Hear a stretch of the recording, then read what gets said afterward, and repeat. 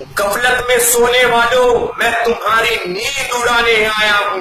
मैं दुनिया को जगा कर रहूंगा, मैं दुनिया को जगाने आया हूं। अस्सलाम वालेकुम मेरे दिल अजीज भाइयों, मैं नसीम सिद्दीकी दिल्ली से। भाइयों, कभी सोचा है आपने 1400 साल हुकूमत करने वाली मेरी कौम आज किस मोड़ पर खड़ी है कि हमें अपने ही मुल्क में, अपने ही देश में देशभक्ति का सबूत देना पड़ता है, डर के रहना पड़ता है, दब के रहना पड़ता है। आखिर इसका असल कारण क्या है? तो मेरे दोस्तों, मैं इसका असल कारण बताता हूं। जरा पीछे चलिए 70 साल। मुस्लिम लीग का दामन छोड़कर हमने सेकुलर मुल्क समझकर सेकुलरिज्म को नारे को लेकर कांग्रेस का दामन थामा था और हम कांग्रेस के साथ वफादारी का सबूत देते हुए कांग्रेस के साथ चल दिए थे मेरे दोस्तों। और ये कांग्रेस ही थी जिन्होंने फिरका पर ताकतों को इतनी ताकत दी कि वो हम मुसलमानों पे जुल्म कर सके और ये लोग हमसे हमदर्दी बांट सके। मेरे दोस्तों, इन्होंने हमदर्दी तो बांटी मगर कभी हमारा दर्द कम ना किया। इन्होंने हमारे दर्द पे मरहम लगाने की बजाय उस दर्द पे आग जलाकर अपनी राजनीतियों की रोटी सेकी है मेरे दोस्तों। मैं इनसे कहना चाहता हूं, तुम्हारी सरकार भी, तुम चाहते तो आरएसएस को बैन कर देते, तुम चाहते तो शिवसेना को बैन कर देते, तुम चाहते तो विश्व हिंदू परिषद को बैन कर देते, तुम चाहते तो बजरंग दल को बैन कर देते, तो इन फिरका परस्त ताकतों में इतनी हिम्मत ना होती कि हम मुसलमानों पे ये जुल्म कर सके। मेरे दोस्तों, तो ये चाहते ना 1992 में बाबरी मस्जिद की शहादत रुकवा देते, बाबरी मस्जिद को शहीद ना होने देते, तो शायद इन फिरका परस्त ताकतों की इतनी हिम्मत ना होती कि वो हम पर जुल्म कर सके। मेरे दोस्तों, ये गुजरात के कातिलों को और तंगाइयों को अगर सलाखों के पीछे डाल देते तो शायद इन फिरका परस्त ताकतों की इतनी हिम्मत ना होती कि ये हम पर जुल्म कर सके। क्योंकि मेरे दोस्तों, ये चाहते थे हम पर जुल्म हो और हम इनका दामन पकड़कर चलते रहे मेरे दोस्तों। और तो और इन्होंने अपनी नस्लें हर जगह पर पैदा कर दी, कहीं सपा के रूप में, कहीं बसपा के रूप में, कहीं आरजेडी के रूप में, कहीं जेडीयू के रूप में, कहीं एनसीपी के रूप में, कहीं आप के रूप में मेरे दोस्तों। और हम मासूम मुसलमान अपनी वफादारी का सबूत देते हुए, सेकुलरिज्म के नारे को लेते हुए इनके पीछे चलते रहे।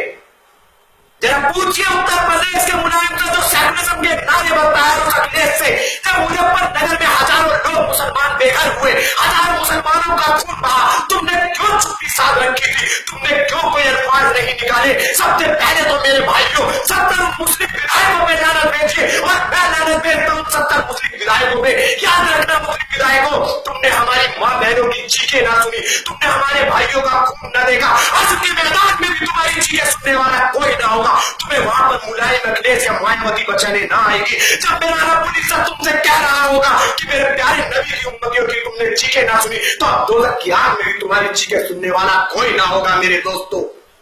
और आज कुरान चाहिए ऐसे मर्द मुजाहिद में मेरे दोस्तों। हैदराबाद की सरजमी से बैरिस्टर असदुद्दीन ओवैसी साहब ने कब हिंदुस्तान में कदम निकाला, जब उन्हें लगा कि मेरी नस्लें बर्बाद हो जाएंगी, मेरी नस्लों को कोई पूछने वाला कोई ना होगा, तो हम मजलूम मुसलमानों के लिए उन्होंने हैदराबाद से बाहर कदम निकाला। तो ये लोग कहने लगे अब तो ओवैसी आ गया और इंडिया मजलिस इत्तेहादुल मुस्लिमीन आ गई, अब बीजेपी को मजबूती मिलेगी। मैं इनसे सवाल करना चाहता हूं मेरे दोस्तों, जरा इनसे पूछिए 543 सीटों में तुमने 380 सीटें इनको दे दी, क्या असदुद्दीन ओवैसी ने इनको सीटें दी है? क्या ऑल इंडिया मजलिस इत्तेहादुल मुस्लिमीन 543 सीटों में ले दी? नहीं मेरे दोस्तों, हमारी पार्टी ऑल इंडिया मजलिस इत्तेहादुल मुस्लिमीन सिर्फ दो जगहों से इलेक्शन लड़ी थी, हैदराबाद से और सिकंदराबाद से मेरे दोस्तों। ये लोग हम पर इल्जाम लगा रहे हैं इन फिरका परस्त ताकतों को, और किसी ने ताकत दी है तो इन सेकुलरिज्म का नारा लगाने वालों ने दी है मेरे दोस्तों। और आज ये लोग कहते हैं मेरे कायल बैरिस्टर असदुद्दीन ओवैसी साहब भड़काऊ भाषण देते हैं।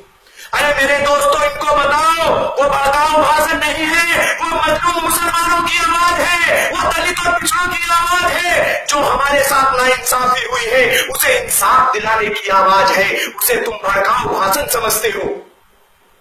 आओ सेकुलरिज्म का नारा लगाने वालों, आओ मैं तुम्हें हैदराबाद का विकास दिखाता हूं। मेरे दोस्तों, जहां हमारे मुल्क में ये एमपी और एमएलए बनने के बाद ये लोग बड़े बड़े ऑफिस बनाकर, एसी लगाकर, राजगद्दी की कुर्सियां बनाकर उस पर बैठकर फैसले लेते हैं, वही मेरा कायल है कुर्बान जवान ऐसी शख्सियत में मेरे दोस्तों, जो आवाम के बीच में प्लास्टिक की कुर्सी पर बैठकर एक पंखे के नीचे आवाम के मसलों को हल करता है, और वो हमारे विधायक भी उन्हीं प्लास्टिक की कुर्सियों पर बैठ के आवाम के मसलों को हल करते हैं मेरे दोस्तों। मेरे मरहूम सलाह मिल्लत ने सलाहुद्दीन ओवैसी साहब ने फरमान जारी किया था कि संडे के दिन भी दारुस्सलाम की छुट्टी ना होगी, क्योंकि मजदूर अपनी मजदूरी छोड़ के संडे को उसको छुट्टी मिलती है। उन गरीबों के लिए संडे की भी छुट्टी ना रखी कि वो आकर अपने मसले हल करा सके, अपने मसाइल हमारे सामने रख सके। मेरे दोस्तों, और विकास देखना है तो एजुकेशन का विकास दिखाता हूं मैं तुम्हें सेकुलर पार्टियों, जहां पर एजुकेशन के लिए मेरे कायद ने क्या किया है। मेरे कायद ने, मेरे दोस्तों, मैं आपको बताना चाहता हूं, इंजीनियरिंग कॉलेज बनवा रखा है, आर्किटेक्चर कॉलेज बनवा रखा है, मेडिकल कॉलेज बनवा रखा है, एमबीए कॉलेज बनवा रखा है मेरे दोस्तों, एमसीए कॉलेज बनवा रखा है मेरे दोस्तों, और तो और डी फार्मा कॉलेज है मेरे दोस्तों, सी फार्मेसी कॉलेज है, कॉलेज ऑफ एमएलएस है मेरे दोस्तों। इतने सारे कॉलेज बनवाने के बाद एजुकेशन हैदराबाद का नहीं बढ़ेगा तो तुम्हारे राजनीतियों, तुम जो ये राजनीतियां करते हो, हमारे मजलूम मुसलमानों को जो शिक्षित नहीं, शिक्षा नहीं देते हो, तो तुम्हारे शिक्षा बढ़ेगा मेरे दोस्तों। आज मेरे कायद ने उन गरीब मजलूम लोगों के लिए तो बड़े बड़े हॉस्पिटल बनवा रखे हैं। एक हॉस्पिटल 1800 बिस्तर का है, दूसरा हॉस्पिटल 2200 बिस्तर का है मेरे दोस्तों, जहां 10 रुपए की पर्ची कटती है और 3 महीने तक आप जितना मर्जी इलाज करवा दीजिए। मेरे दोस्तों, यही विकास वो पूरे हिंदुस्तान में करना चाहते हैं, यही एजुकेशन वो पूरे हिंदुस्तान में फैलाना चाहते हैं। तो इन लोगों को लगता है कि ओवैसी तो अब भड़काने आया है, ओवैसी तो अब जलाने आया है। अरे इस विकास को भी देखो मेरे दोस्तों, और मैं अपनी आवाम से गुहार लगाना चाहता हूं, मैं पुकार करना चाहता हूं कि ऑल इंडिया मजलिस इत्तेहादुल मुस्लिमीन के साथ हो जाओ, मजलूमों के साथ जो नाइंसाफी हुई है उसे इंसाफ दिलाने की लड़ाई में शामिल हो जाओ मेरे दोस्तों। असदुद्दीन ओवैसी के कंधे से कंधा मिलाकर चलो तो देखना इंशाअल्लाह ताला जिस दिन मजलिस कामयाब होगी कि फिरका परस्त ताकतें हमारे पैरों के नीचे होंगी मेरे दोस्तों। और मैं जाते जाते उन फिरका परस्त ताकतों से ये कहना चाहता हूं कि दुनिया देखेगी आंखों से, हम निकलेंगे लाखों से, हमारे ईमान में, हमारा ईमान में रग रग बनकर हक बोलेगा, और इंशाअल्लाह ताला जिस दिन मजलिस कामयाब होगी तो मिंबर पर जब पूरे हिंदुस्तान में डोलेगा। अस्सलाम वालेकुम दोस्तों।